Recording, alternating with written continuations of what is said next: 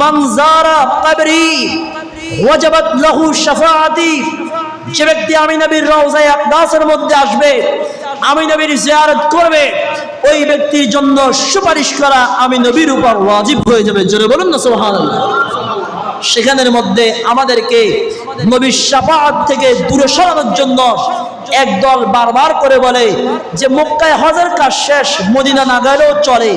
অনেকে বলে মদিনা যাওয়ার আবার কি প্রয়োজন, মক্কা তো সব শেষ।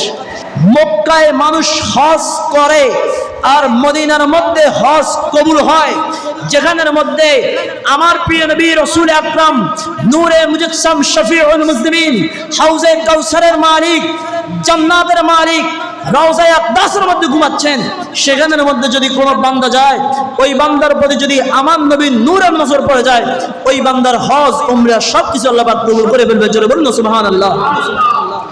এটাই কোরআনুল কারীমের শিক্ষা। আল্লাহ পাক কোরআনুল কারীমের মধ্যে বলেছেন, যখন তোমরা নিজেদের নফসের উপর জুলুম করে ফেলবে, অত্যাচার করে ফেলবে, তোমরা গুনাহের মধ্যে লিপ্ত হয়ে যাবে, রাসূলের দরবারে চলে যাও, রাসূলের দরবারে গিয়ে আমি রব্বুল আলামিনের কাছে ক্ষমা চাও। আমার রাসূল যদি তোমাদের পক্ষে সুপারিশ করে, ওই সুপারিশ আমি আল্লাহ কবুল করব, সঙ্গে সঙ্গে আমি আল্লাহ তোমাকে মাসুম বেগুনা বানিয়ে নিব। জোরে বলুন না সুবহানাল্লাহ। আর কেউ যদি হজে যায়, এত টাকা খরচ করে আপনি হজে গেলেন, যদি মদিনা শরীফ আপনি না যেতে পারেন, তাহলে বুঝবেন এই হজ আপনার কবুল হওয়ার কোনো সম্ভাবনা নাই। আল্লাহ আপনার হজ চায় না, কারণ আপনার মধ্যে ঈমানের ত্রুটি রয়েছে। কারণ ঈমান হচ্ছে কি, হাদিসে পাকের মধ্যে রয়েছে, আলা লা ঈমানা লিমান লা মুহাব্বাতা লাহু।